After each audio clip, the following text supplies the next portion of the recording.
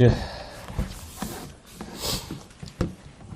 예, 오늘 그 한국일보에서 단독으로 보도한 그 영수회담의 이면에 가려진 여러 가지 물밑 대화나 이런 것들에 대해 가지고 정보를 접하고 상당히 놀랄 수밖에 없었습니다.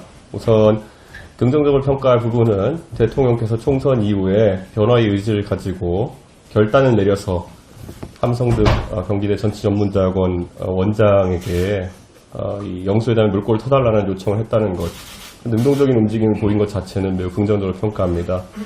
하지만 영수회담에서 정작 민생이라든지 아니면 중요한 사안들에 대한 물밑 대화가 오가고 조율되었다기보다는 정치적으로 사실 크게 의미가 없는 그런 제안들이 오갔다는 것이 상당히 놀라웠습니다.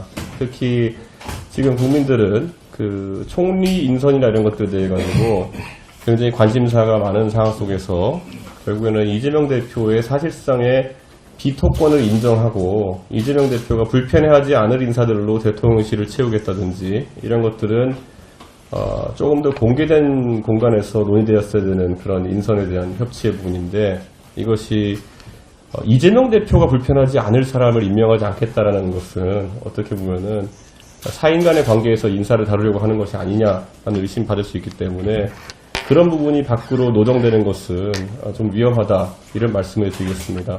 특히 거론된 인사가 원희룡 장관과 같은 중견 정치인인데 그분의 명예를 생각해서라도 그런 부분에 대해서는 언급이 그렇게 오갔다는 것, 그리고 그것이 노정되는 것은 좋지 않아 보인다, 이렇게 말씀을 드리겠습니다. 지금 윤석열 정부는 총선 패배 이후 한 달이 다 돼가는데 결국 비서실장과 정무수석을 임명한 것 외에는 인사로서 새로운 감동이나 아니면 변화의 의지를 보여주지 못하고 있습니다. 그래서 현재 총리하고 하마평에 오르는 인사들이 여럿 있는 것을 알고 있는데, 조속히 총리, 그리고 저는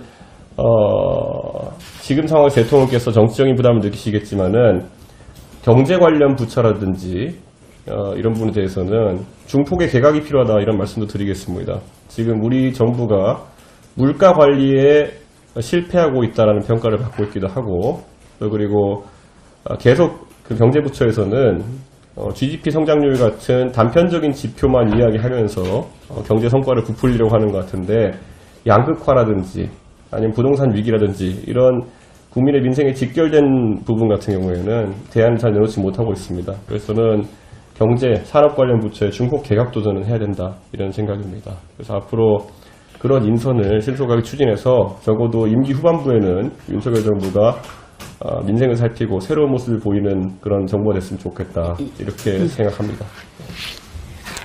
네, 다음은 양현종 의원님.